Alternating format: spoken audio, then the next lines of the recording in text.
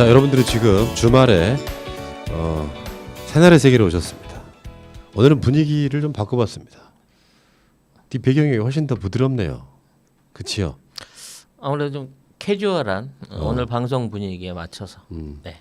이제 방송을 즐겨야 할 때가 되지 않았습니까? 맞습니다. 이제 네. 불안감 떨쳐버리고 우리 같이 잡혀갈 일은 없다. 그렇지.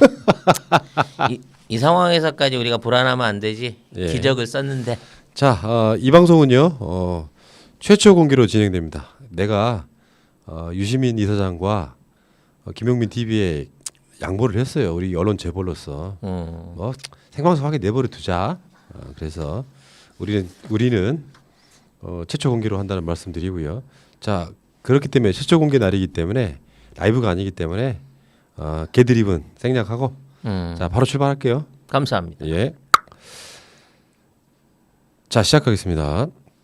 송 작가의 중국 이야기 169회 방송 시작하겠습니다. 제 앞에는 살천지 송양만이 총회장님 나오셨습니다. 네, 안녕하십니까. 우리 새날 덕분에 늘어난 식도들과 함께 신앙생활 알차게 펼쳐가고 있는 양만이 신도 확장세는 어떻습니까? 처음에 한 200분쯤 오셨죠. 예. 근데 이제 저희가 일절 다른 얘기를 못 하고 먹는 얘기만 하게끔 방 규제를 해놨더니 한 100분 정도 나가셔가지고 이제 개척교회 한 100분 정도가 모여서 내시 내끼 간증해가면서 어떻게 하면 이제 그 다양한 아이디어들과 신앙 간증들을 받고 있죠. 고민들이 많으시더라고요. 정말로 개척교회네요. 네네. 어려움이 많으시겠어요. 아닙니다. 그 신도들이 해오는 그 걱정거리들이 제가 다 예전에도 알던 얘기들이라서. 뭐 어떤 분 같은 경우에 이제 살이 상체에만 쪄요. 어떻게 하면 좋을까요? 그게 가장 비극이다. 네, 그래서 더 충분히 찌우시면 흘러내립니다. 이렇게 이제 충분하게 설명을 다 드리고, 네, 끼니마다 이제 서로 자기 식사하시는 것들을 간증을 하는데 놀랍게 100명 중에 5대륙 6대주에 다 있어. 교인들이. 예. 그래서 지금 12지파를 나누는데 6지파를 국내에 두고 나머지 6대륙의 지파를 지금 펼쳐 나갈 수 있도록 글로벌한 스케일로 지금 진행을 하고 있습니다. 훌륭해. 이거 뭐 14만 4천 금방 모을 것 같아요. 140만도 모을 수 있을 것 같아요. 하체만 뚱뚱하면 어떻게 돼요? 네? 하체만 뚱뚱하면. 하체를 충실하게 치우면 살이 밀려 올라갑니다. 그러니까 차오른다 이거지. 네, 차오릅니다. 아래서부터 차오르기 때문에 내가 부위별로 살이 쪘다 고민하실 필요 없어요. 언젠가는 다 펼쳐지거나 내려가거나 평균화가 됩니다. 찔렐루야. 네. 이게 살의 진리죠. 공평한 살의 진리. 네. 이렇게 짧게나마 개드립 한번 해봤고요. 자, 제 앞에는 세계 문제, 국제 정세, 중국 그 모든 전문가 송 작가님 나오셨습니다. 네. 요즘 신발이 내렸다는 얘기를 듣고 있는 송 작가입니다. 신발 내려서. 네. 그 어떤 의미였어요? 말하는 대로 이루어져요. 말하는 대로. 네. 자, 뭐가 이루어졌습니까? 처음에 이제 그 총선 때도 그랬어요. 총선 이제 개표 방송을 시작하려는데 가서 이제 그 출구조사 그걸 같이 보면서 이제 같이 술을 먹는데 155표 5석에서 175석 3석 뭐 이렇게 나왔단 말이야. 막 실망을 하는 거야. 그럼 나는 이해가 안 되더라고. 왜? 솔직히 150석 넘긴 것만 하더라도 최소 150석 이상 확보했다는 여론조사만 갖고도 너무 그 큰 승리라고 볼 수 있는 건데 세상에 이거밖에 안 되느냐고 쟤네들 200석하고 쟤들 100석 이하로 눌러야 되는데 정말 이 나라 왜 이러냐고 울분을 토하시더라고요. 그래서 제가 걱정 마십시오. 우리가 이미 25% 떼놓고 하는 거 아닙니까? 이제 저 표들이 개표되는 2시 3시쯤 가면 다 뒤집어집니다. 5% 정도는 기본빵으로 다 뒤집어지니까 걱정을 하지 마십시오. 그래갖고 이제 그날 그 자리에 있는 그 술값 내기라는 거죠. 180석이 되냐 안 되냐. 와, 그것 때문에 그 심장이 쫄려가지고 제가 4시까지 잠을 못 잤어요. 그 다음 날 생방인데. 자기가 말이 하는 게 이제 책임져야 되니까. 왜냐면 그때 이제 결제를 해줘야 되니까. 결국 넘었죠. 네. 그 밥값이 20몇만 원 나왔는데. 네. 기쁘게 주인장이 내시더라고. 참, 네. 알겠고요. 네. 자, 새날 본방송 잘 안 보시는구나. 그 정도는 마친 게 아니에요. 신발 내린 건 사실 저예요. 야, 근데 그런가요? 그 내용을 설명을 할 수가 없어 내가. 음. 너무 길고 장황해서 그냥 웃지요 내가. 하여튼 제가 그동안 이제 코로나 관련한 국제 뭐 상황이라든지 뭐 중국이나 미국, 일본에 대한 상황들을 쭉 노딱에도 불구하고 용감하게 방송을 해왔어요. 예. 쳐맞아 가면서 그냥 그렇죠. 때릴 테면 때려봐. 음. 코로나를 코로나로 부르지 못하는 세상에서 살 수 없어라는 마음으로 거의 그대로 다 이루어졌습니다. 그렇습니까? 네. 자, 알겠습니다. 어쨌건 뭐 우리가 비정치적인 방송을 하고 있긴 하지만 사실 이게 다 정치랑 연관이 있는 이야기예요. 그럼요. 정치는 굉장히 개인적인 어떤 그 사회 기여라고 할까요? 정치에 참여하지 않으면 내가 사회 일원이 될 수 없다라는 마음으로 이제 적극적으로 정치를 해야 될 때입니다. 예. 자, 알겠습니다.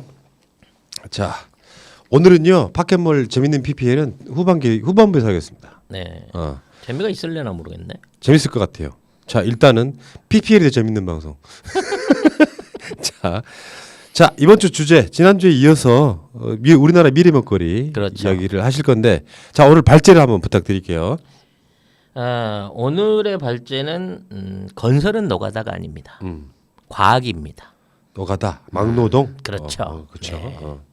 사실 이제 뭐 여러 가지 얘기들 오늘 총 정리해서 할 건데 제일 중요한 분야가 앞으로 대한민국이 이끌어 나갈 세계 건설, 이른바 그 4차 산업혁명에 부응할 수 있는 스마트 시티 건설이 앞으로 대한민국의 큰 먹거리가 된다. 예. 라는 부분에 대한 얘기들과 함께 몇몇 가지 이 소소한 한국형 그 잘 자란 먹거리 분야들을 소개해 드리려고 그래요. 기대가 됩니다. 네. 또 신기하고 그런 이야기 있잖아요. 왜 이런 이야기가 TV에 안 나와 하는 그런 이야기들 한번 오늘 잔뜩 기대를 한번 해보겠습니다. 그러면 아까 이제 뭐 속칭으로 표현하긴 했지만 건설은 노가다, 네. 막노동이 아닙니다. 그렇죠. 과학입니다. 이게 무슨 내용이에요? 우리가 그동안 이제 그 건설에 대해서 사람들이 상당히 그 비과학적이고 시대에 뒤떨어진 또는 앞으로 미래 산업이나 선진국에서는 하지 않는 노동 집약적인 산업이다라는 인식을 많이 갖고 있습니다.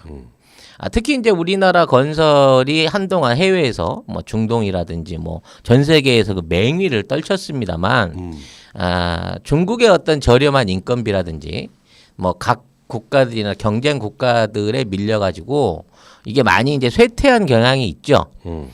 근데 이제 그 시대가 이제 지난 겁니다. 왜냐하면 저렴한 인건비로 뭐 그 단가를 낮춰서 시공하는 이런 유의 건설들이 이제 거의 다 끝났어요. 아프리카나 남미 지역 일부를 계획하고는 특별하게 대단한 SOC를 할 때가 아닙니다. 지금은. 그렇죠. 네. 대한민국도 그런 시대로 접어들었죠. 네. 이제. 그래서 이제 건설이라고 하는 트렌드가 완전히 바뀌어지게 되는 거예요. 이 건설의 새로운 패러다임을 보면 일단 기본적으로 스마트 시티가 우선이 되게 됩니다. 그러니까 도시 자체를 앞으로 계속해서 신도시를 지을 거예요. 그냥 노지에다 없는 데다가 새로 지을 수도 있지만 기존에 있는 도시를 허물어서라도 새로운 도시를 지으면서 구도심이 아닌 새로운 도심으로 인구들이 모여지게 되는 이른바 지구촌의 이 브루마블 게임들이 본격적으로 시작됩니다. 부르마블 게임이요? 네. 왜냐하면 구도심이라든지 이런 쪽에 있는 여러 가지의 그 적층된 문제들이 개선으로 해결이 안 돼요. 그러니까 아예 새로 지어야 되는 거야 도시를. 그리고 지금 이제 미개발 국가, 이게 아직 본격적인 개발을 시작하려는 국가도 우리처럼 새마을 운동 해가면서 옛날처럼 6, 70, 80년대 단계를 거치지 않고 아예 현대적인 스마트 시티로 업그레이드 지으려고 하는 형태가 생겨나기 때문에 앞으로 모든 주거 환경들은 다 스마트 시티를 기본으로 간다는 거죠. 이 스마트 시티에 가장 적합할 수 있는 시공 능력 그리고 관리 능력을 가진 국가가 현재로서는 대한민국이다. 저번에 한 아세안 정상회의 할 때요. 네네. 스마트 시티를 직접 보여줬어요. 문 대통령이 부산 어쩌고 언저리에서. 네. 그래서 그런 것들을 좀 구체적으로 여러분들 이해하실 수 있게 설명을 드려야 돼요. 일단 스마트 시티라고 하는 거 하나 딱 지어놓게 되면 모든 게 자립형이 돼야 됩니다. 그러니까 에너지부터 시작해갖고 교통, 전력, 수도, 난방 그리고 그 안에서 만들어지는 일거리와 소비까지 전부 도시 자체 안에서 생산과 소비가 이루어져야 돼요. 그러니까 외부에서 발전을 통해서 전기를 끌어온다든가 이렇게 되면 단전의 위협이 생기잖아. 수도를 끌어오는데 안정적인 수도 공급이나 계획이 끊어지게 되면 도시 형성을 하는데 굉장히 큰 어려움을 느낀단 말이야. 그리고 전력이라든지 이 가스라든지 뭐 이런 에너지 부분을 비롯한 교통 나머지 관리 시스템들이 앞으로는 전부 다 5G나 어떤 AI를 통해서 분석되고 이해되기 때문에 일단 기본적으로 통신망 장비가 잘 깔려 있어야 되는 거고 아까 말한 대로 친환경 에너지 공급부터 시작한 모든 단계에 대한 아주 첨단 기술들이 필요한 거예요. 그래서 일단 짓는 것부터가 기술이 지금에 있는 짓는 방식하고 완전히 달라져요. 아, 패러다임이 바뀌는구나. 완전 패러다임이 바뀌는 거죠. 이 바뀌는 패러다임의 한 가지 플러스 알파가 되는 게 일종의 관리가 이제 서비스로 같이 붙게 되는 거예요. 그러니까 도시를 단순하게 지어주고 끝나는 게 아니라 이 도시를 지어주고 이 도시가 유지될 수 있도록 관리하는 사업까지가 앞으로의 건설인 거예요. 아, 그러네. 네. 그러니까 단순하게 짓고 분양하고 빠지던 이런 건설업체가 아니에요. 내가 이 도시를 지으면 이 도시가 60년, 100년, 200년 동안 유지될 수 있도록 그 관리 영역까지 다 할 수 있는 계획이 있어야 수주를 딸 수 있다는 거죠. 야, 근데 그런 기업들은 그 자체도 제가 보기엔 먹거리네. 그렇죠. 기업 입장에서도. 네. 기업 입장에서는 건설만 하고 끝나면 다음 일거리를 고민해야 되는데 이 도시는 하나 지어놓고 나면 매년 관리비로 수십 년을 그냥. 네, 수십 년, 수백 년을 뭐 전쟁이라든지 화산 폭발 뭐 이런 게 없는 이상은 그 도시에서 뽑아 먹을 수 있는 사업이 된다는 겁니다. 그래서 앞으로 이 사업이 지구상에서 가장 유망한 사업이에요. 아, 그걸 대한민국이 지금 선도하는다 이런 대한민국 많이 할 수 있는 거죠. 야. 이 모든 공정을 전부 다 할 수 있는 기술을 갖고 있는 국가는 대한민국밖에 없다는 여기 거죠. 지금 기본적으로 ICT 기반일 테니까. 그렇죠. 여기 일본은 지금 따라올 수 없는. 아, 일본이 그 요즘 그 원격 수업 있잖아. 음. 원격 수업을 한다 그래서 가서 자료를 봤어요. 그랬더니 애들은 교실에 다 있어. 애들은 오게 교실에 마스크 쓰고 다 있어. 그 아베가 나눠준 이상한 천 마스크. 아베 마스크라고. 네. 그리고 선생님이 화면에 나와. 그러니까 선생님은 교무실에 앉아서 화상 카메라로 자기를 찍어가지고 애들은 앉아갖고 있는 이거 거꾸로 된 거야. 그게 뭔 짓이야 그게. 우리나라처럼 집에서 해야지. 선생과 학생이 완전히 격리되어 있는 안전 공간에서 해야 되는데 애들은 몰아놓고 선생만 안전한 공간에 수업을 하는 거야. 야, 일본 사람들 하면 분노하겠다. 대한민국 이렇게 하는 거 알면. 왜 그게 안 되겠습니까? 인터넷 기반이 안 됐잖아요. 그래요. 집에 인터넷이 깔려있는 집이 30%도 안 된다니까. 야, 일본과 완전 후진국이네요. 완전 후진국이에요. 그래서 일본은 쉽게 말해서 스마트 시티 뭐 이런 거를 엄두도 낼 수도 없어 지금은. 야, 우리가 지어준다고 해도 100% 우리한테 다 맡겨야 되는 상황인 거예요. 진짜 일본의 몰락이구나. 이 정도 되면. 네.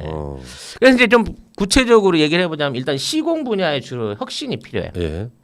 그동안 쭉 몇 번 말씀을 드렸습니다만 모든 공사가 3D 모델로 인한 시뮬레이션이 다 돼야 돼요. 그러니까 건물을 어떻게 지을 거고 계획은 어떻게 되고 몇 월 며칠부터 얼마 올라가고 이 모든 게 다 돼야 돼. 그래서 이러한 공사를 하기 위해서는 모든 장비가 디지털화돼야 돼요. 예를 들어 우리 같으면 이제 굴삭기가 공사를 하잖아. 그럼 이제 굴삭 기사하고 현장 소장이 알아서 막 짓잖아. 네. 앞으로 이렇게 못 지어요. 스마트 시티는 AI가 기계한테 야 여기서 1m 10cm만 파 그럼 딱 그만큼만 파야 돼. 오늘 땅에 파일을 박을 건데 이 파일을 1m 20만 박아 그러면 딱 그만큼만 박아야 되는 거예요. 이 모든 게 컨트롤 되려 그러면 무인으로 활용될 수 있는 중장비들이 투입이 돼야 된다는 거죠. 야, 그래서 이게 기본으로 돼야 되는 것이 5G예요. 그렇죠. 속도의 네. 문제가 있기 때문에. 그리고 이 모든 공정을 관리하는 것도 사람이 할 수 없어. AI가 맞춰가지고 그 변수들을 계속 맞춰가면서 해야 돼요. 그리고 이런 관리들이 QR 코드라든지 뭐 아까 말한 5G 디지털 이런 것들을 전체적으로 해서 다 지어주는 거야. 또 하나의 중요한 건 뭐냐면 이 모든 게 집들이나 가옥들이나 뭐 이런 것들이 100% 모듈화 돼야 돼요. 오. 현장에서 짓지 않아. 예. 공장에서 만들어 갖고 와서 조립할 수 있게끔 AI가 지시라는 거야. 찍어 나온다는 거지. 찍어 나오는 거죠. 그래야 시기를 맞추고 규격을 맞추고 정확하게 모양을 맞추는 여기 거야. 비슷한 게 초기 단계 비슷한 게 뭐냐면은 그 편의점에서 물건이 비는 만큼 그렇죠. 알아서 그걸 배달해 주잖아요. 그래서 이 모듈화가 이루어지게 되면 이제 사람이 이게 거기서 주거할 사람이 참여를 할 수 있는 거야. 그러니까 내가 똑같이 24평 아파트를 샀어도 아파트 안에 있는 벽지부터 벽 구조, 문 위치, 욕실의 크기 뭐 이런 것들을 전부 다 거주자가 원하는 대로 맞춰서 해줄 수 있다는 거지. 그러니까 똑같은 아파트가 24평이 가득 있어도 방마다 집마다 다 다른 거예요. 원하는 대로 인테리어를 해줄 수 있으니까. 야, 지금은 진짜 막 벽돌 공장 찍듯이 똑같이 나오잖아요. 그렇죠. 근데 그것들을 모듈화 시켜갖고 벽체를 옮겨달라면 벽체를 옮겨줄 것이고 뭐 바닥을 마루를 깔아 마루를 깔아 카페트를 깔아두면 카페트를 깔아줄 거란 말이지. 그러니까 이런 모양으로 사람들의 다양성을 전부 다 수용할 수 있으면서 이 사람들한테 공급되는 수도나 전기나 가스나 난방이나 이런 것들을 전부 다 통제하고 사람이 없으면 난방을 줄이고 사람이 있으면 필요한 만큼만 틀어주면서 에너지 소비를 최소화할 수 있는 이른바 우리를 스마트 그리드라고 하는데 이러한 형태의 도시들이 기본적으로 계획되고 있다는 거예요. 야, 앞으로는 진짜 이렇게 될 수밖에 없겠네요. 그렇죠. 이렇게 될 수밖에 없는 거예요. 그리고 출퇴근을 하게 된다고 하더라도 그 안에 있는 모든 교통 요건이 예를 들어 공유하던 택시를 통해서 왔다 갔다 한다든지 내가 차를 타고 나간다고 하면 내 스케줄에 맞춰서 자동 운행이 될 수 있는 그러니까 내 차가 8시 반에서 출근해서 9시 반까지 회사를 간다 그러면 거기에 대한 모든 도로 교통의 통제와 내가 움직일 동선이 확인돼서 나는 운전 안 하고 갈 수 있는 이 정도는 돼야 스마트 시티라는 거지. 그러네. 이제 무인 자동차가 이제 자연스럽게 누벼야 되겠네. 그렇죠. 그리고 시장을 볼 필요가 없어요. 냉장고가 지 알아서 다 시장을 봐서 필요로 하는 거 다 체크해 줄 거고 또 그 안에 이제 이루어지는 여러 가지 필요한 것들 있잖아. 이것도 100% 온라인으로 전부 다 처리되는 세상이 오는 거예요. 이러한 온라인화된 세상을 더더욱 빨리 밀어붙이고 있는 게 지금의 코로나 바이러스인 거예요. 아, 이건 어쩌면 시대적 숙명 같은 거네. 그렇죠. 비대면이 앞으로 일종의 모든 그 기준이 되는 거예요. 기준이. 지금 우리가 이제 그 원격 수업을 하고 있지만 이 원격 수업이 단순하게 막 한두 달 때문에 비상으로 가는 게 아니라 우리가 이거를 통한 노하우를 통해 우리나라 교육부가 진짜 완전히 온라인 교육이나 비대면 교육을 통한 전체적인 교육 시스템도 이 위기 속에서 대한민국이 만들어가고 있다는 거예요. 전 세계 최고의 시도를 하고 있는 거죠. 야, 이게 그냥 뭐 카피로 그냥 건설은 노가다가 아닙니다. 과학입니다. 까지는 뭐 그럴 수도 있겠다 생각했는데 듣고 보니까 어마어마한 영역이네 이게. 그렇죠. 그럼 이제 구체적인 영역 안에서 대한민국이 세계가 못하고 있는 거를 던지고 있는 그리고 그게 완성되어 있는 신뢰를 몇 가지를 들어줄게요. 알았어요. 일단 제일 먼저 발전소입니다. 발전소. 발전소? 네. 어떤 발전소예요? 구체적으로는? 구체적으로 말하면 도시 안에 화력 발전이냐? 화력 발전이죠. 왜냐하면 이제 원자력을 도시에 쓸 수는 없기 때문에 기본적으로 그 친환경 에너지도 있겠지만 난방과 전기를 공급하기 위해서는 화력 발전소가 꼭 필요합니다. 이 화력 발전소를 어디에 두느냐가 중요한 거지. 도시가 충분히 쓸 수 있는 전기를 운용할 수 있는 화력 발전소는 어디에 두느냐가 중요한 거야. 근데 이게 도시에 있으면 환경 오염이 아무리 없다 그래도 사람들이 안 믿는단 말이야. 실제로 서울에도 있잖아요. 저기 당진 쪽에도 있어가지고 그거 꺼야만 미세먼지가 덜 나오고 막 이런 상태에 아직까지는. 그런 경우에 이제 충청도에 그게 있는 거죠. 그러니까 충청도에서 전기를 생산하니까 충청도에서 여기까지 끌고 오는 송전선이 필요하게 된단 말이에요. 그것 때문에 다 난리 나는 거예요. 근데 앞으로는 도시 안에서 직접 발전을 해버려. 도시 인구의 규모에 맞춰서. 그래서 이 발전소를 지하에다 심는 겁니다. 땅에다 매립을 하는 거죠. 이런 발전소가 있을까요? 그러니까 그래서 공기를 걸러내서 해주면 그렇죠. 지하에서 발전을 하면서 거기에서 올라오는 열과 폐열을 다 활용을 하고 전기를 다이렉트로 공급하는 거야. 도심 이제 한가운데서 만드니까. 그 폐열로 난방도 하고. 예. 그러면서 거기에 대한 그 환경 물질 배출이 재료가 될 수 있게 할 수 있는 발전소가 대한민국에 있어요. 있어요? 서울에 마포구에 가면 그 서울 화력발전소라는 데가 옛날에 당연히 발전소 뭐 이런 그렇죠. 거구나. 이 서울 화력발전소는 이 세계 최초의 LNG 복합 발전소예요. 그러니까 LNG도 떼면서 이제 그 액화 석유가스도 떼면서 다른 연료도 뗄 수 있는 가스도 같이 뗄 수 있는 복합 화력 발전소인데 이게 800만 메가와트를 지하에서 만들어내고 있어요. 이 800만 메가와트면요 서울에서 쓰는 전기의 55%예요. 그래요? 예. 야 대단한데? 근데 사람들은 그게 안에 있는지도 몰라. 아. 지금 마포 지하에 그런 발전소가 돌아가고 있는 거를 일반 서민들은 모른단 말이에요. 그리고 거기에 대해서 무슨 뭐 위험이 있다, 뭐 폭발이 있었다, 냄새가 났다, 연기가 전혀 없잖아요. 이게 2019년 1월 개통이 돼가지고 지금까지 현재까지 아무 사고 없이 운영이 되고 있는 거야. 아 그렇군요. 그래서 세계에 있는 사람들이 지금 마포 서울 화력발전소로 와서 보면 깜짝 놀라는 거야. 아 이렇게 발전소가 깨끗할 수가 있고 공해 하나 없이. 공해 하나 없고 이렇게 이제 그 거리가 짧아지니까 도심 중앙에서 전기를 만들어내고 있으니까 효율이 엄청 높은 거예요.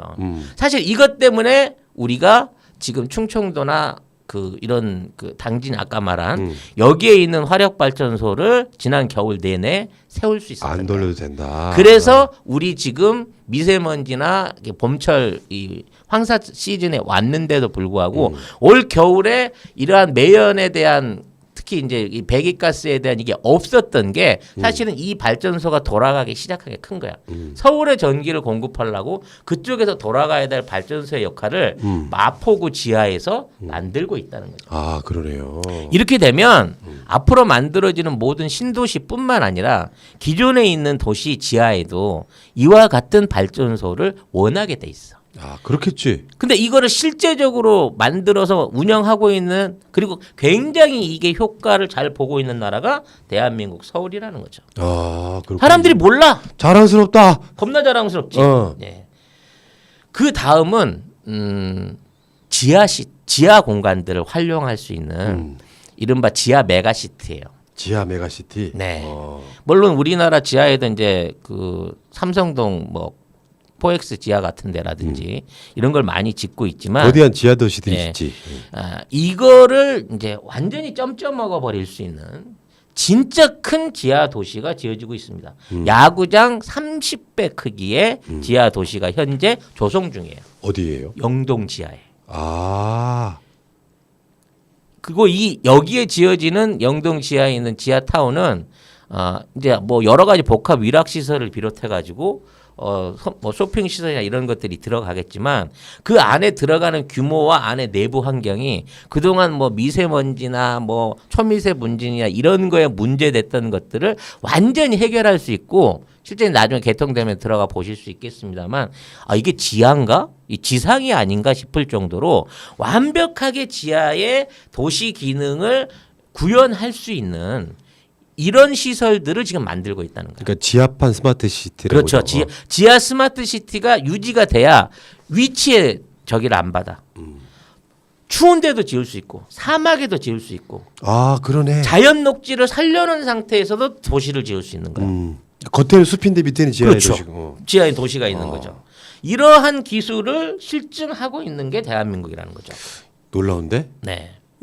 우리 송 작가님 말씀대로만 이루어지면은 대한민국이 세계 1위 국가 될 날 머지 않았구나. 이거 이제 스마트 시티가 결국 이제 중동에서부터 먼저 시작이 돼요. 돈이 워낙 많이 드니까. 근데 중동 쪽에서 이제 만들어지는 도시들이 방금 말한 레벨과 규격 어떤 환경 기준을 갖고 만들어지게 될 겁니다. 그렇게 되면 더 어마어마한 이제 샘플들이 나오게 되겠지만 현재 우리나라도 이러한 샘플들을 구석구석 모드로 하고 있는 거예요.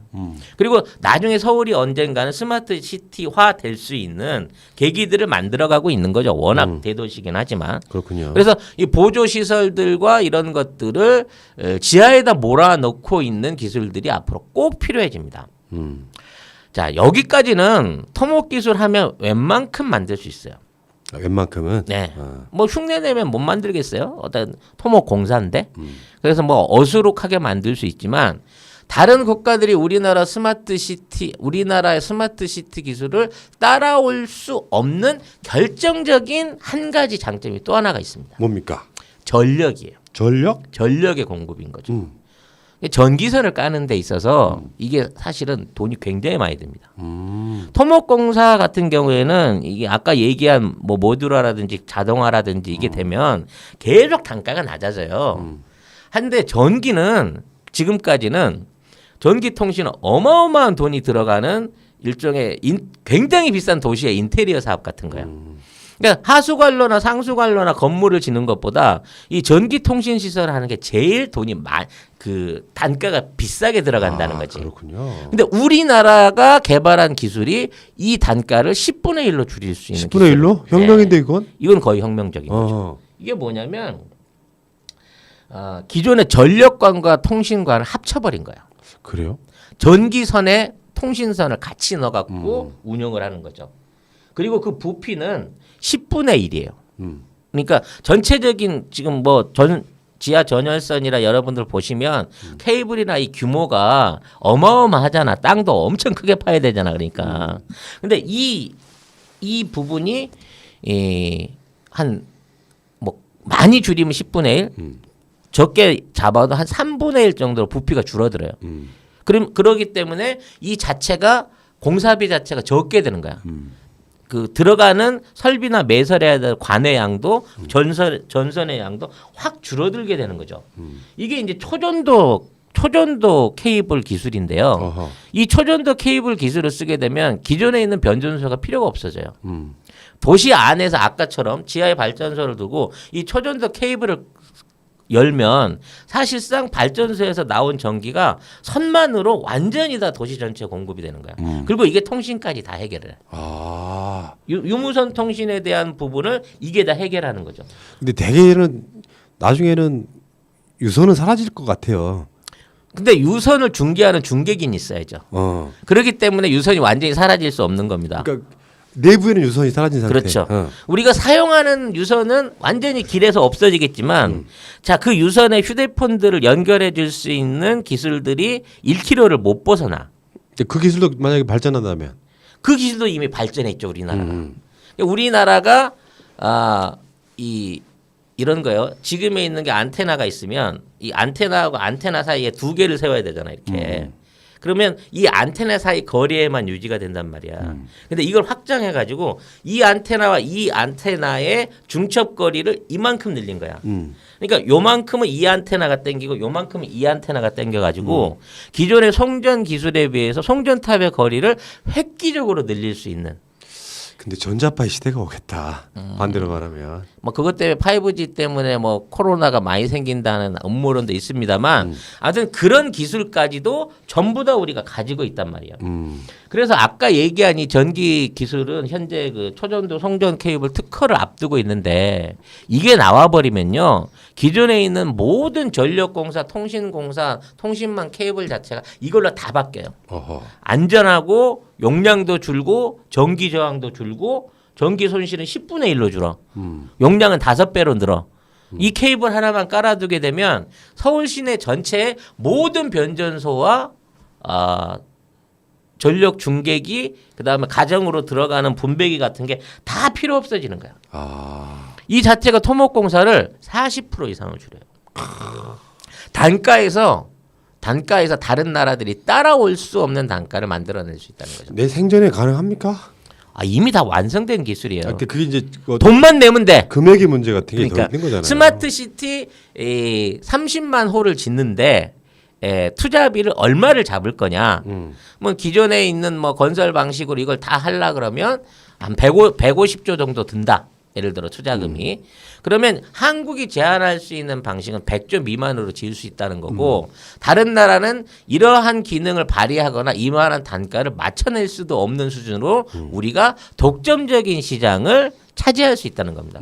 근데 이 모든 기술들이 다 개발이 돼 있는 거고 이거를 융합할 수 있는 이 코드가 생겨나면서 한국의 스마트 시티 기술이 단가 면에서도 그렇고 기술 면에서 그렇고 전 세계를 휩쓸 수밖에 없는 그런 시절이 이제 왔다는 거예요. 대한민국은 그러니까 디지털 선도 국가가 됐구나 이제. 그 디지털의 의미가 우리가 흔히 하는 휴대폰이 잘 터지고 5G가 빨리 되고의 의미가 아닌 거예요. 이게 산업에 묶어지게 되면서 연결되는 시너지가 이렇게 나타나는 거란 말이에요. 그러니까 내가 그냥 네이밍 하자면 스마트 디지털 뭐 이런 거. 하여튼 스마트 건설이 대한민국의 앞으로 최고의 먹거리 산업이 됩니다. 그 기존의 건설 강국이었는데 이게 ICT가 결합하니까 이제 그런 그렇죠. 방식으로 변하는. 그 동안에 있었던 그 뭐 다리 놓고 도로 놓고 이런 건설은 그냥 다 중국이나 다른 나라보다 하라 그래. 우리는 스마트 시티 하나 딱 지어주고 100조, 50조 수용 인구에 맞춰서 n분의 1로 해갖고 지어요 우리는. 그러면 거기에 맞춰가지고 방금 얘기한 모든 설계가 전부 다 나올 수 있고 거기에 공급되는 기술을 100% 한국 기술로 공급할 수 있는 거의 유일한 나라. 아니 사실상 유일한 나라가 대한민국이라는 거죠. 앞으로 전 세계에 500km 간격으로 스마트 시티가 하나씩 생기고요. 그 스마트 시티로 모든 인구들이 모여 살게 되는 시대가 옵니다. 아마 길게 잡으면 50년, 짧게 잡으면 30년 안에 이제 기존에 있는 도시들은 스마트 시티로 전부 다 이 응축이 되게 돼 있어요. 왜 그러냐면 이게 단가가 도시 유지 비용 단가나 경쟁력이 어마어마하게 높은 거거든요. 기존에 있는 다른 도시들이 그 소모하고 소비하는 자원이라든지 들어가는 비용에 비해서 너무 월등하게 가격이 싸게 맥히는 데다가 이 안에서 아까 말한 모든 사업 이게 생산과 소비가 다 이루어질 수 있어요. 그냥 이 도시 하나를 사막 안에 뚝 던져놔도 아무것 공급 안 해줘도 이 도시가 스스로 자립할 수 있는 도시가 만들어진다는 거야. 그러니까 그동안 전혀 개발되지 못했던 오지들, 뭐 지하든 남극이든 사막이든 어디에서든지 할 수 있고 너무 복잡해 지상이 막 파리나 뉴욕처럼 더 이상 도시가 확장할 수 없는데 더 이상 수용할 수 있는 사람이 없었을 때 해결책도 스마트 시티라는 거야. 지하로 들어가든 산을 파서 넣든 공중에 넣든 이런 것들을 얼마든지 할 수 있는 기술들이 한국 기술로 가능해졌다라는 거죠. 어허, 좋네. 그러니까 잠깐만 여기서요. 좀 그러니까 저는 이런 방향성에 대해서 100% 찬성하지는 않아요. 아날로그적인 느낌도 남아 있어야 된다고 생각해. 만약에 스마트 시티를 지하에다가 짓는다고 해서 그게 삶의 질이 꼭 높아질 거라는 보장은 없다고 생각해. 예를 들면. 그렇겠죠. 근데 다만 지금 이 이야기는 경제적 측면의 이야기예요. 그러니까 그 결과적으로는 앞으로 자본의 시대잖아요. 스마트 시티를 지으면 기본적으로 전력이 반으로 줄고 사람들이 운영할 수 있는 비용이 싸지고 그 경쟁력을 통해 가지고 그 국가가 훨씬 더 큰 어떤 경제력과 국제 경쟁력을 가진단 말이야. 그걸 알고 있는 상황에서 안 지을 국가는 안 지을 행정 조직이 없다니까. 이거는 무슨 뭐 선택의 문제, 아니 무슨 자연인으로 살겠다고 혼자 아날로그로 사는 건 말길 수 없지만 국가라는 시스템이 존재하면서 국민들하고 뭔가 산업적인 활동을 만들어 가는 데 있어서 결과적으로 받아들이게 되는 숙명이 스마트 시티라는 겁니다.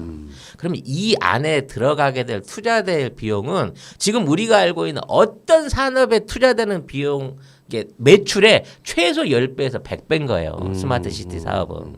그러니까 이것만 하게 돼도 다른 거 할 필요가 없다니까. 예. 건설이 세상에서 제일 많이 낳는 장사예요. 공식적으로. 어쩌면. 예. 아니 실제로 그래요. 이익률이 12% 정도는 돼야 이 정도는 감안하고 만들거든. 그렇기 때문에 일반 전자제품이라든지 이런 뭐 생산업이라든지 이런 거에 비해서 돈 100% 다 받고요. 거기에 떼일 염려 없고 그 지금 아까 이제 그 스마트화된 어떤 3D 공정에 의해서 공정에 있어서 오차로 비용이 추가로 들어갈 걱정이 거의 없으면서 그러네. 가장 완벽하게 돈을 받아낼 수 있는 데다가 아까도 얘기했다시 하나 지어 놓으면 영구하게 관리비를 뽑아먹는 거란 말이야.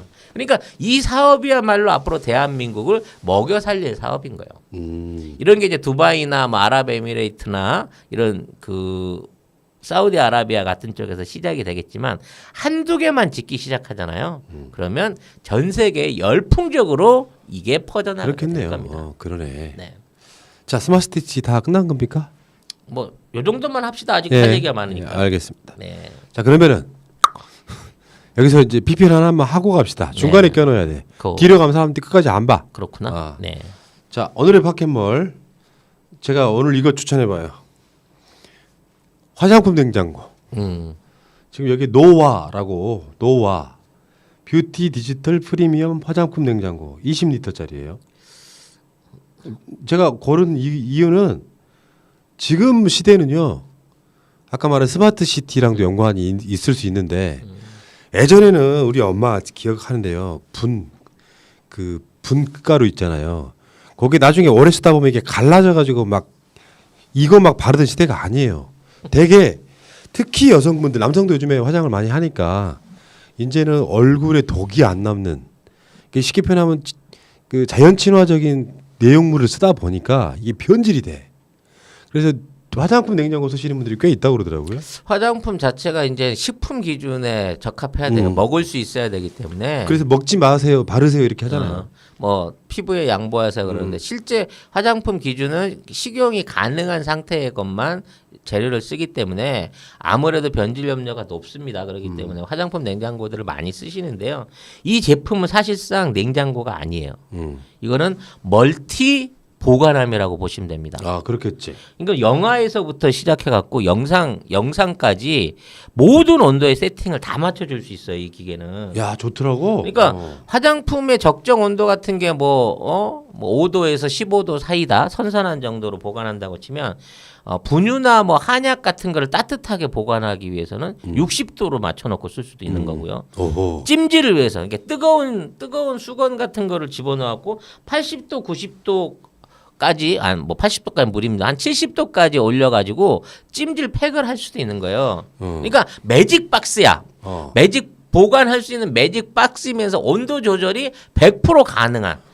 온도가 상하로 필요한 다 가능한. 온도가 필요한 모든 걸 다 집어넣을 수 있네 그럼. 네. 그러니까 이거는 그 온도를 자유롭게 세팅할 수 있기 때문에 냉장하고 온장으로 넘어가는 것만 조심하면 되고요. 영하 2도에서부터 영상 60도까지 기계적인 매뉴얼로 온도 조절이 가능합니다. 야, 이게 내가 생각했던 것보다 기대 이상이네. 그렇죠. 그러니까 실제로요. 요즘에는 이제 그 내용물이 방부제를 안 쓰다 보니까 상하는 화장품이 많아요. 그래서 그거를 이제 보관하는 냉장고가 이제 드디어 이런 시대가 온 거야. 그러니까 예전에는 정말 딱 냉장고로만 이 화장품만 보관할 수 있는 냉장고, 뭐 와인 냉장고 이렇게 돼 있는데요. 사실 이 노아 디지털 프리미엄 냉장고는 냉온장고의 기능을 다 할 수 있기 때문에 활용도를 조금만 연구하시면 엄청나게 많은 활용을 할 수 있는 그 유용한 기계이고요. 일단 기본적으로 구성이 간단해요. 조작법이 간단해. 그러니까 누구나 쉽게 집안에서 한두 개 정도는 갖고 있으면 자기 취향에 맞춰서 쓰는 거야. 따뜻한 커피를 보관할 수도 있고 냉음료를 보관할 수도 있고 사람마다 취향이 다 다르니까. 가격도 싸네요. 지금 39만 9천 원짜리가 18만 4천 원. 55% 할인입니다. 네. 야, 그 파켓몰에 가면 있어요, 여러분. 노와 뷰티 디지털 프리미엄 화장품 냉장고. 야, 정말 시대가 많이 좋아지긴 했다. 냉장고 중에 화장품 냉장고가 나올 줄이야. 아무튼 뭐 이게 이제 딱 하나 주의하실 게 냉장하고 온장으로 넘어갈 때 좀 기계가 식는 시간을 줘야 돼요. 그렇겠지. 예, 그것만 빼면 거의 완벽한 냉온장고 겸용 제품이라고 야. 이해를 하시면 되겠습니다. 뭐 좀 여유 있으신 분들은요. 요즘에 그런 붐이 이르고 있잖아요. 착한 소비. 많이 사주세요. 파켓몰 들어가셔가지고 요 관심 있다 하시는 분들은 파켓몰 들어가서 구매하시면 되겠습니다. 이런 거 애들 방에다 따로 하나씩 놔주고 음료라든지 뭐 아니면 이제 애들한테 따뜻하게 먹이려고 뭐 우유나 두유 같은 거 뭐 영양식 같은 거 해갖고 방 안에서 다 개별적으로 쓸 수 있게 하나씩 놔주시면 생활의 질이 많이 달라지겠죠. 그렇겠네요. 네. 알겠습니다. 파켓몰 화장품 냉장고였습니다. 저도 보다가 신기해가지고 한번 골라와봤어요. 자, 계속 갑시다. 앞으로 이제 건설을 통해서 우리가 부자가 되겠습니다만, 우리가 이제 못하는 게 대한민국이 못하는 게 없지 않습니까? 거의 우리나라가 못 만드는 게 없었는데 그동안 유일하게 잘 안 되던 제품이 하나가 있었어요. 지금 우리나라는 그 첨단 과학 안에서 지금 뭐 그 다음 시간에 준비를 하겠습니다만 인공 태양 기술을부터 시작해가지고 전 세계에서 탑 클래스에 올라가 있는 기술들이 많아요. 기존에 있는 기술이나 산업 생산은 거의 다 따라잡았는데 유일하게 지금까지 못하고 있던 하나의 기술이 있었어. 뭐예요? 그게 가스터빈입니다. 가스터빈. 네. 그러니까 이제 터빈 엔진인 거죠. 터빈 엔진.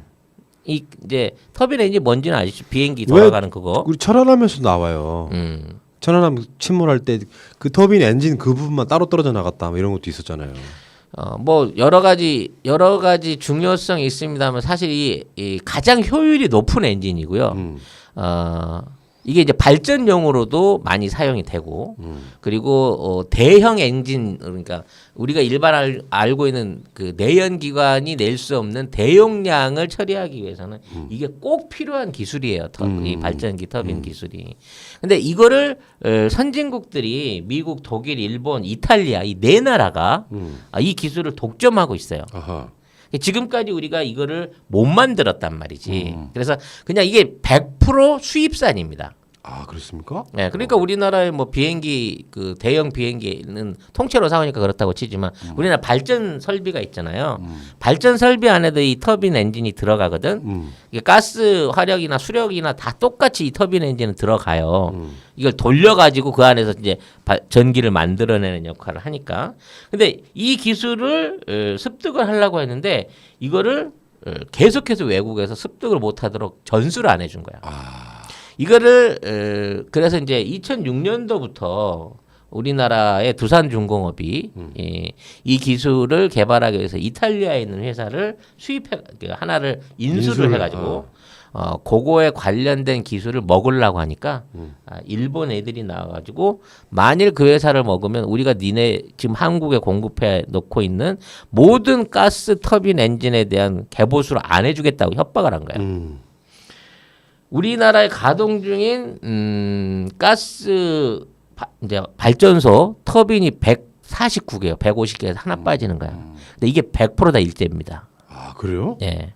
그렇기 때문에 거기에 들어가는 부품이나 정비나 뭐 운영을 전부 다 로열티를 줘가면서 일본 기술자를 데려다가 그걸 쓰고 있는 거고 고장나면 고칠 수도 없어요. 그래서 이 기술을 전수해달라고 계속 요구를 했는데도 불구하고 안 해줘서 에이 그럼 우리가 개발하지 마라 해서 이탈리아 회사랑 하려고 그랬더니 그 회사랑 하면 우리 기존에 있는 발전소를 다 세워버리겠다는 거야. 이 얼마나 큰 위협이에요. 그러네. 그래서 이거를 일본의 도움 없이 독자적으로 한국 기술자들이 이거를 만들기 시작한 거죠. 그래서 이 안에는 왜 어렵냐면 예. 그 터빈 엔진 안에 들어가는 그 날개들이 전부 다 특수 합금이고 굉장히 고온 한 1500도 이상을 견딜 수 있는 고온이고 이게 이제 회전수가 막 분당 10,000rpm이 넘기 때문에 10,000회 이상을 돌아야 되기 때문에 내구성이라든지 설계라든지 이게 너무 그 어려운 거예요. 근데 이 모든 걸 소재 개발에서부터 직접적으로 이거를 진행을 했어야 된단 말이죠.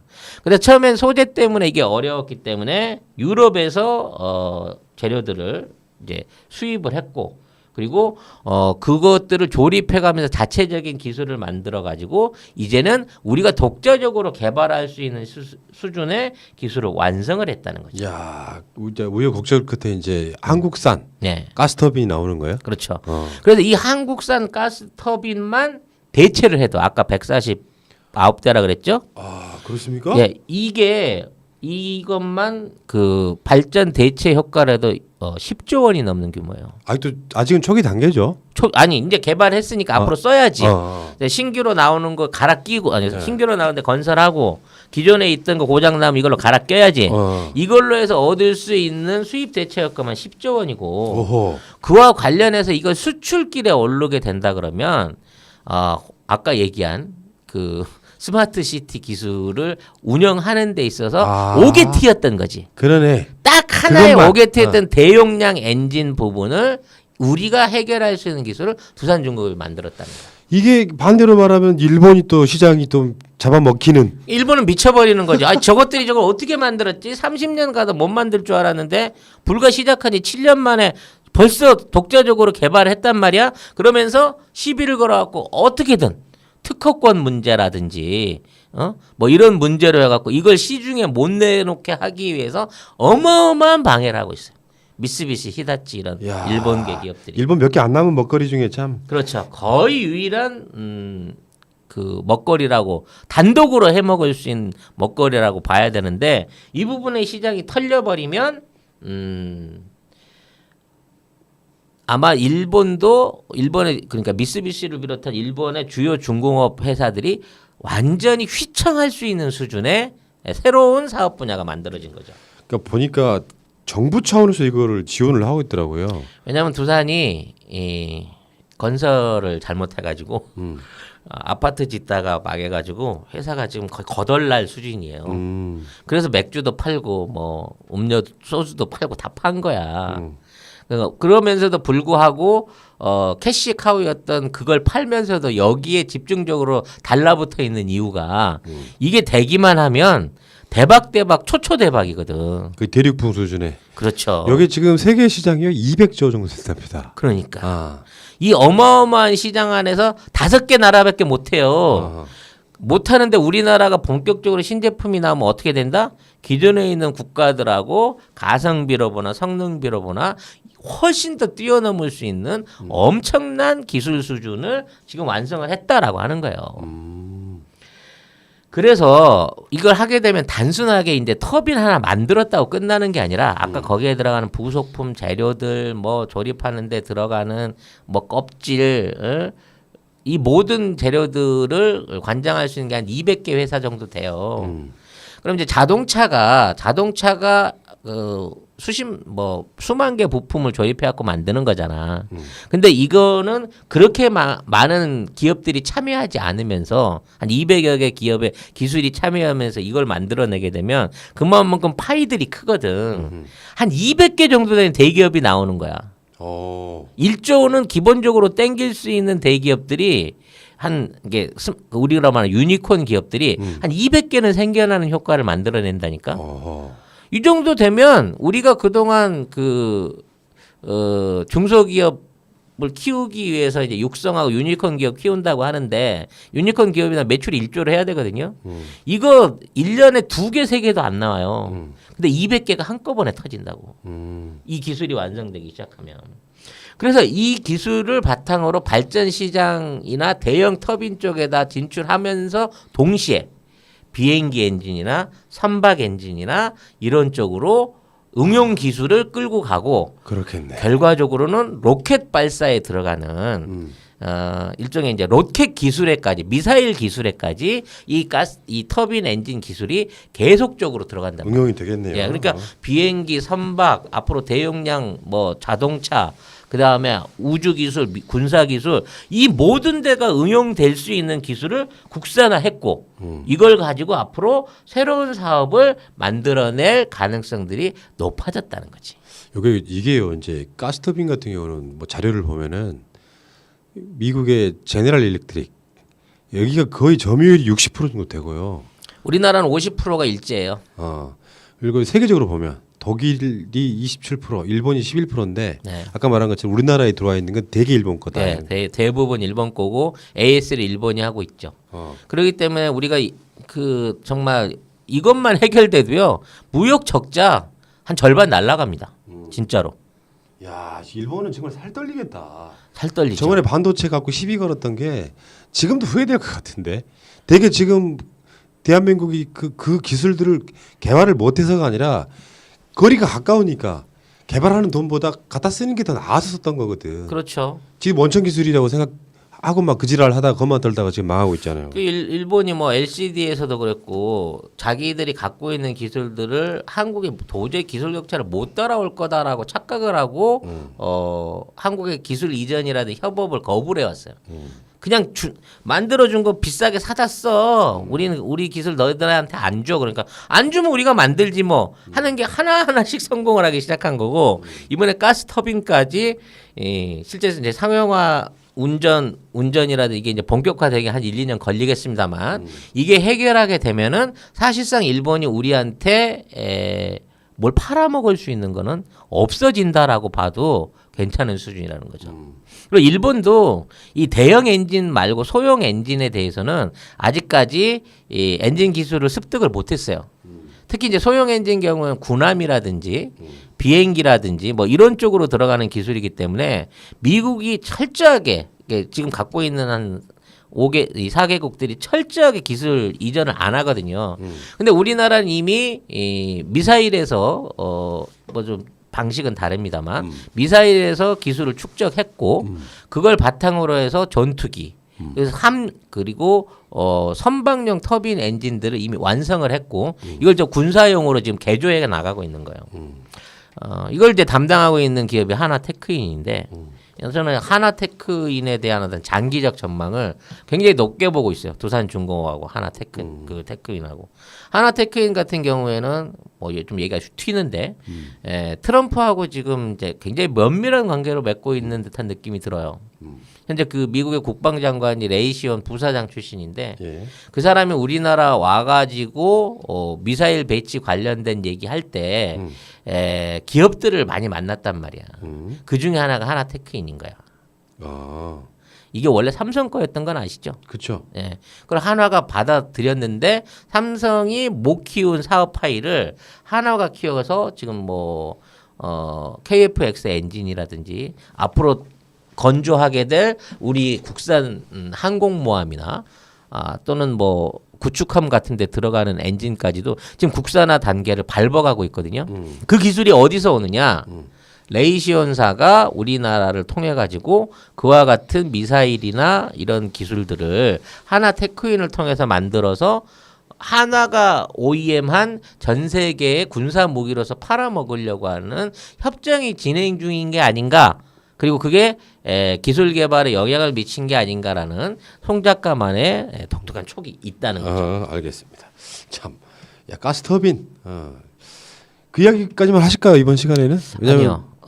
자잘한 것 좀 얘기해보고. 아 그래요? 네. 우리나라가 이제 뭐 이런 대형 사업들은 이제 수백조 사업이긴 한데 이제 서민한테 오는 게 별로 느낌이 없거든. 근데 이제 앞으로 코로나 이전과 이후는 완전히 바뀝니다. 기본적으로 세계의 트렌드가 바뀌게 돼요. 이제 앞으로 세계는 이제 뉴 노멀이라고 불리는 올해 이후의 세계는 일단 비대면 비접촉 그리고 간편 셀프 그다음에 온라인이 매개체로 한 유통이 기본이 돼요. 그렇겠죠. 예. 이 바탕을 통해서 앞으로 한국이 세계에 팔아먹을 잘 자란 산업 분야들이 있어요. 첫 번째는 K푸드죠. K푸드. 음식들. 야, 내가 놀랐던 게 있잖아요. 한국 전투식량 있죠. 이걸 수출하고 있어. 햇반이 없어서 못 팔고요. 네. 지금 햇반을 비롯한 한국 깡통 음식들, 과자들 이게 저장성이 좋은 음식들에 대한 외국에서의 엄청난 그 뭐랄까 수요 요구가 막 들어오고 있어. 이게 비축을 해야 되는데 이제 코로나가 얼마 갈지를 모르니까 이걸 갖다가 비축을 할 수 있는 그러니까 이게 생산될 수 있는 팔 수 있는 재고가 있는 거의 유일한 나라가 대한민국이거든요. 그 더군다나 한국 음식은 유기농이고 건강에도 좋대. 한국 김치나 한국 만두 같은 건 맛도 좋지만 건강에도 좋아. 그 안에 있는 성분들이 코로나를 이기게 해준대. 한국 사람 김치를 먹어서 코로나를 극복했다는 그런 루머도 있어. 그렇지. 옛날에도 많았었죠. 사스 때도. 뭐 이런 트렌드가 붙기 시작하면서 K푸드 더군다나 장기간 보관할 수 있는 음식에 대한 그 주문 이게 엄청나게 커지고 있어요. 올 하반기부터 이거 어마어마하게 불어납니다. 이 시장 자체가. 그 다음이 이제 한국의 이제 문화적인 몇몇 가지 특징 상품들인데 가장 대표적인 게 이제 온돌이에요. 온돌. 온돌. 네. 실제로 온돌은 찾기 힘들어요 세계적으로. 온돌이 찾기 힘든데 그 온돌을 설치하는 게 중요한 게 아니라 난방 온돌 해도 되고 라지에이터 되고 뭐든 다 좋은데 외국에 없는 기술이 뭐냐? 쉽게 말하면 우리나라의 소형 가스 보일러예요. 보일러지 보일러. 캐비넷형 보일러. 그걸 갖다가 온돌 파이프로 깔면 온돌이지만 라디에이터 연결하면 라디에이터 그러네. 난방이잖아. 근데 중요한 거는 이거를 안전하게 떼주고 공해 없고 사고 안 나는 가스 보일러가 한국에 컴팩트한 게 있더라라는 게 소문이 나기 시작한 거야. 아 우리나라 보일러 기술은 심지어는 가스 뗐다가 나중에 장작도 떼는 보일러가 그렇죠. 있잖아요. 그건 좀 시골에서 좀 그렇지만 어. 아니 외국에 있는 사람들이 부잣집도 말이죠. 전기 아니면 뭐 가스 보일러를 자체적으로 해서 돌린다는 개념을 상상을 할 수가 없어요. 가스 관리가 안 되니까. 그렇지. 근데 한국의 가스 보일러가 냉난방을 냉방은 아니지만 앞으로 이제 냉방 기술도 나옵니다. 가스 보일러 안에 그 도시가스를 이용한 이제 냉난방 기술이 곧 개발이 될 건데 아무튼 그것까지는 떠나더라도 한국의 추운 지역, 한국보다 북방 지역에 있는 쪽에서는 한국의 보일러 기술을 엄청나게 원하고 있어요. 아하. 이게 이제 앞으로 주거 문화를 바꾸는 일종의 트렌드로 해갖고 이 부분이 앞으로 유망해질 겁니다. 세계에 보일러 놔드려야겠어요. 전 세계 보일러를 놔드려야 되는 거죠.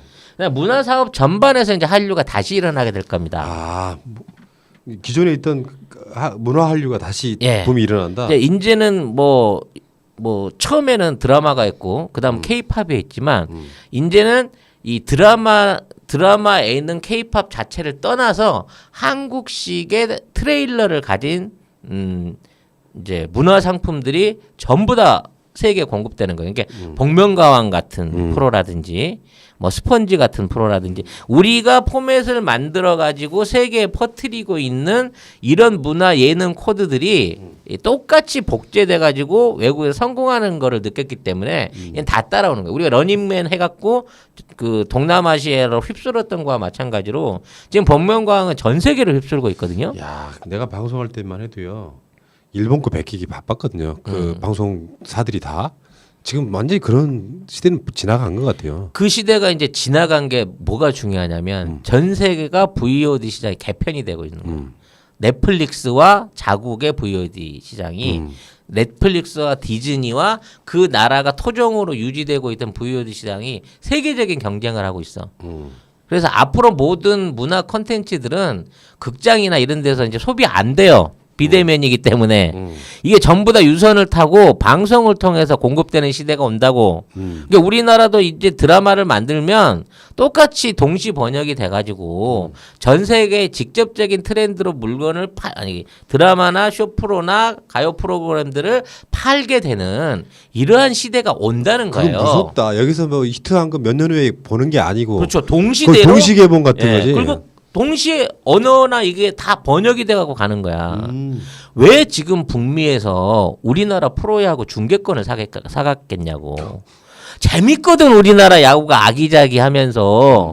그러니까 무슨 얘네들 무슨 그 레슬링이나 뭐 이런 것들 쇼 프로그램이나 뭐 이런 것들 많이 했었잖아. 스포츠 채널들이. 그리고 막 크리켓이나 전혀 인기 없는 프로도 했단 말이야. 근데 야구는 이제 미국과 일본 말고는 시장이 없는 줄 알았는데 한국 야구가 실력도 있지만 재미도 있다 이렇게 소문이 나면서 EPL 축구 전 세계에 들어가듯이 한국 야구나 한국 스포츠들이 직접적으로 그 나라에 직접 수출이 된단 말이에요. 야, 그거 재밌네. 그러니까 마찬가지로 우리가 만들어내고 있는 모든 예능과 뭐 드라마나 이런 문화 콘텐츠들이 직배를 통해 가지고 공급이 되고 이 직배가 만들어내는 PPL 그리고 그 안에 등장하는 소비재들이 엄청난 광고 효과를 통해서 한국의 매출을 늘릴 거라는 겁니다.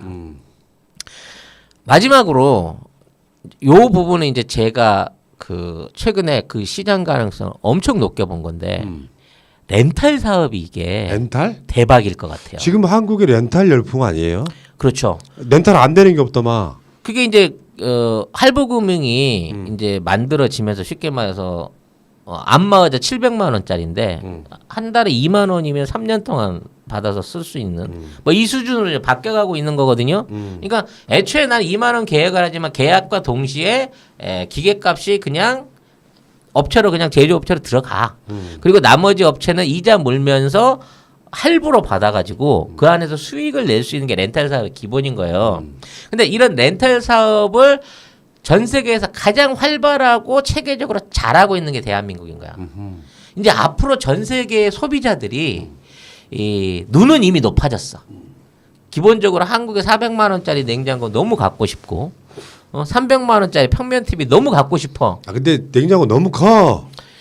아니, 뭐 그거는 뭐 혼자 사는 사람 어쩔 수 없는 거지만 하여튼 한국에 있는 저런 비싼 전자제품이나 세계에 있는 여러 가지 자동차를 비롯한 고가의 제품들을 그동안 소비력이 안 되기 때문에 이거를 못 하다가 렌탈을 통해서 이게 쓸 수 있다는 게 생기면서 이 사업이 폭발적으로 증가를 해나가고 있단 말이에요. 이미 우리나라의 비대라든지 뭐 정수기 같은 이런 사업들이 베트남이나 동남아시아 갖고 성공을 거뒀고 이걸 바탕을 통해 가지고 앞으로 고가의 전자제품 같은 그 한국 물건이 되겠지. 한국 렌탈회사가 가게 되면 400만 원짜리 냉장고를 3만 원만 내고 집에서 쓸 수 있게끔 할부로 쳐갖고 이 물건을 날리는 K 렌탈 산업이 전 세계를 또 휩쓸 거라는 거예요. 여기 지금 이것도 다 어떻게 보면 어떤 스마트 기반으로 만들어지는 것들이라고 보면 기본적인 스마트 기반인 거고 둘째는 한국이라고 하는 브랜드의 위상이 높아졌기 때문이에요.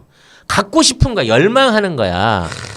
한국제를 갖고 싶고 한국인이 쓰는 물건, 한국 드라마에 나온 물건, 한국 연예인이 입은 옷과 화장품을 너무 갖고 싶은데 우리는 그거를 알면서 그동안 그거를 팔 수 있는 여력이 없었어.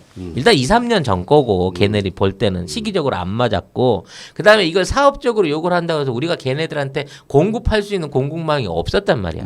근데 앞으로 비대면 시대에 오면서 온라인 판매가 강화되고 이쪽에 대한 물류나 이런 것들을 우리가 다 해결할 수 있게끔 지금 5대양 6대주를 돌리는 물리를 다 해결했잖아요. 유럽은 북극해로 돌리고 남극에 가면 남미에 가면 콜롬비아가 물건 받아서 돌릴 거고 유럽에 가면 남쪽은 루마니아 북쪽은 덴마크가 돌릴 거란 말이야. 미국은 이미 다 완성돼 있기 때문에 가기만 하면 되는 거고 그러니까 이러한 사업들을 진행할 수 있는 최고의 대한민국이 그동안 열세에 있었던 건 브랜드였는데 그러네. 이 브랜드를 이번에 우리가 이 코로나 사태를 통해서 확대했기 때문에 이게 엄청난 매출로 돌아올 수밖에 없다는 거지. 근데 그 이야기 말고도 코로나 이전에도 한국의 이때 생활가전 같은 거 이제 백색가전 잘 만든다고 정말 제품들 고급이라고. 근데 문제는 걔네들한테 공급할 방법이 없었던 거야 우리가. 근데 이제는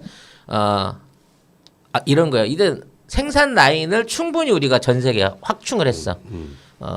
꼭 미국에서 100만 대를 주문한다고 그래도 이거를 베트남에다 주문하면 금방 나와. 그리고 거기에 대한 공급망을 물류를 확대를 통해서 갖고 있고 이거를 온라인으로 주문을 받아서 공급해 줄 수 있는 서프라이까지 끝나 있어. 결제 시스템도 곧 합쳐져 갖고 나갈 거예요. 그리고 비싸서 너무 비싸서 이 물건을 원하지만 못 사겠어요라고 했을 때 할부로 해. 3년에 2만 원씩만 내면 돼. 이렇게 던져줄 수 있는 렌탈 사업까지 패키지로 가면서 매일 TV에서는 실시간으로 한국의 최신 문화 트렌드와 상품들이 광고가 되는 세상이 열렸다는 거야. 이 모든 걸 다 하고 있는데 가장 필요했던 거 브랜드. 그거를 우리가 확보했다는 거죠. 야, 그러니까 그거 같아요. 위기를 기회로 만드는 능력. 지금 워킹스루 그러니까 이 박스 안에서 하는 거 이거를 수출을 본격적으로 시작했어요. 이 제품의 브랜드가 K 워킹스루입니다. 코리안 워킹스루예요. 이 방역 제품이 앞으로 K 브랜드가 붙어 갖고 나가요. 이제 앞으로 마스크 수출, 키트 수출, 백신이 개발되면 백신 수출 전부 다 K 방역 제품으로 한국인이 만든 한국에서 그렇지. 나간 제품으로 이게 브랜드를 통해서 사람의 생명을 살리게 됩니다. 표준이 된 거지 세계 표준이. 이제 어느 나라 국민들도 다 한국의 제품을 원하고 이제는 그 원하는 세계 시장의 시민들한테 우리가 가장 뛰어난 IT 기술과 인터넷과 문화 소스와 거기에 관련돼 있는 모든 공급망으로 그 시장을 독점할 수 있는 시대가 오는 거예요. 이게 다른 것도 아니고요. 의료 기술이잖아요. 그렇죠. 후진국은 할 수 없는 거야. 애초에 우리가 키트 준다 그럴 때 노르웨이가 왜 거부했어? 아, 니네 나라 방학도 제대로 안 되고 일본에 비해서 겁나 많이 늘었잖아. 우린 니네 시스템 못 믿어라고 거절했다. 2주 만에 어떻게 장관 잘리고 사과했잖아, 수상이. 그러니까 그게 타니까 세계인에게 고정관념을 바꾸는 대한민국 선진국이라고 하는 확고한 걸 딱 심어준 게 코로나인데 이것을 위기를 기회로 바꾼 건 역시 좀 리더십의 능력이라고 저는 그렇죠. 생각해요. 이 모든 걸 통합할 수 있는 능력. 그리고 우리 제조업 기반이 정말 어마어마한 겁니다. 이쑤시개에서부터 터빈 엔진까지 국산화를 못하는 게 없잖아. 이 엄청난 제조업의 베이스를 바탕으로 원하는 거는 뭐든지 새롭게 만들어내는 거야. 냉장고에 5G를 연결해 갖고 ICT를 붙여 AI를 붙여 가지고 냉장고가 지가 알아서 쇼핑 주문을 하고 안에 있는 물건들의 어떤 뭐 유통기한을 정리를 하고 이 모든 것들을 소비자하고 직접적으로 할 수 있는 이런 기술들을 구현하는 데 있어서 대한민국이 최고의 기술력과 제조업 기술을 네. 동시에 갖고 있다는 거예요. 지금요 어디 뭐 시중에 나가서 메이드 인 코리아 찾으면 기본적으로 신뢰가 있잖아요. 지금 우리끼리도. 그렇죠. 네. 메이드 인 차이나는 에이 중국산 이렇게 하는데 메이드 인 코리아를 찾아요 오랜만에. 그럼 뭔가 무조건 사고 싶어. 그렇게 시대가 바뀐 거예요. 그렇죠. 이제 그 중국 제품들에 대한 신뢰도는 이미 이번에 이제 뭐 마스크 불량 내서 몇백만 장 날아갔고요. 뭐 방역 키트 다 그 고장 난 거 봤잖아요. 이게 딴 건 몰라도 이 생명하고 연결된 것 같고 장난치거나 불량품 내놓으면 안 되거든. 우리는 굉장히 신중했어요. 검증된 기술로 지금의 어떤 K 방역의 열풍을 만들어냈는데 이게 불과 2, 3주 만에 만들어졌다고 생각하시면 안 된다는 거야. 그동안 쭉 쌓아놓고 저변을 가지고 있었고 기술력을 가지고 있었는데 어디다 자랑할 방법이 없었던 것뿐이지 그 자랑하는 기회를 사실은 코로나가 만들어 준 거고 또 문재인 대통령의 리더십을 통해 갖고 전 세계가 지금 한국한테서 배우겠습니다는 자세가 들어와 있는 거고 이제는 지도자와 지도자의 비교가 아닌 시민과 시민들의 요구에 의해서 한국을 따라가자라고 요구를 하고 있단 말이야. 대통령이 한국식으로 하겠습니다가 아니라 시민들이 야, 왜 한국처럼 못해? 라고 요구할 수 있는 수준이 됐기 때문에 무시할 수 없는 흐름이 그렇죠. 오고 있다는 겁니다. 이번 사태를 계기로 내가 그렇잖아도 몇 개월 전에 한 말이 있어요. 아카데미상을 기생충이 휩쓸고 코로나 등 관련해서 대한민국 선진국으로 아예 인식되는 그 계기가 만들어졌다. 그렇죠. 문화와 의료 기술이 단적인 예일 뿐이잖아요. 그러니까 문화와 의료만 생각하다가 다른 면을 보게 됐는데 들여다보고 까면 까볼수록 정말 대단한 나라고 대단한 제품들이 있고 대단한 문화가 있는 나라구나라는 거를 정말 전 세계 시민들이 열심히 지금 학습하고 있는 단계인 거죠. 알겠습니다. 자 오늘도 뭔가 막 가슴이 벅찬 네. 뽕한 500개 맞은 것 같은. 뭔가 좀 큰 어떤 한방은 없었지만 괜찮았어요. 예, 나는 이거- 몰입됐어. 예, 이거 자체가 앞으로 얼마나 우리나라를 바꿔놓을 건지 왜 IMF가 전 세계에서 올해 성장률 1위를 한국을 심었는지 한국을 선정을 했는지 그리고 왜 송 작가가 우리 마이너스 안 한다 전년도보다 훨씬 더 성장률 높게 올해 우리 경기 풀린다라고 자신 있게 말하는지를 우리 국뽕 반점의 메뉴를 드셔보신 분은 믿을 수밖에 없을 거라는 거죠. 경제 폭망론 얘기했던 사람들 어디 갔어 네. 지금 다. 자 다들 낙선했죠. 알- 네. 여러분 송작가 TV 구독해 주세요. 네. 이런 이야기 가면 질리도록 들을 수 있어요. 나중에 질려가지고 꼴도 보기 싫을 네. 거야. 일주일에 10그릇씩 드실 수 있습니다. 네. 그리고요 겸해서 새날도 좀 구독해 주시고. 왜 새날의 구독이 부족해? 아니지, 그러니까 이게 어디까지 가고 싶은 바라보는 거야 이 시- 언론 재벌? 아니 바라보는 시선이 다른 거지. 이 본사가 잘 돼야 계열사들이 낙수 효과가 생기는 거야. 왜 이러세요? 낙수 효과는 이런 데서 말하는 거야. 그런 건가? 예 알겠습니다. 네, 낙수 사워처럼 맡고 싶습니다. 성작가 TV 알겠습니다. 많이 찾아주십시오. 자 새날 송작가 TV와 함께했던 방송은 이번 주 방송은 마치고 다음 주에 또 뵈는데 방송 시간이 달라져요. 다음 주부터는 다시 생방. 생방입니까? 수요일 날 밤 9시로 옵니다. 네. 저쪽이 이렇게 저렇게 개편되면 또 우리 이렇게 개편되면서 이렇게 뭔가 이 편성 싸움이야. 사실 방송사는요 편성 싸움이라고. 수요일 날 방송을 하신다면 송 작가 TV와 이번에 송 작가 중국이가 연결되면서 텐트 10 10시 아침 10시부터 밤 10시까지 연속 방송을 하는 연타로. 네. 연타로 12시간을 방송하는 송 작가를 다음 주부터 보게 자, 되겠습니다. 수요일 날은 송 작가 보는 날. 그렇지. 이렇게. 하루 종일 귀에서 피나도록 보는 날. 네. 자, 알겠습니다. 송 작가의 중국 이야기 169회 방송 마치고 다음 주 수요일에 뵙겠습니다. 고맙습니다. 감사합니다. 예. 현재로 저들을 물리치자. 바이러스에게는 마스크가 없다. 어서 가자 바이러스보다 먼저. 그러니 내일보다 먼저 가자. 우리들의 희망을 형제이게 하자.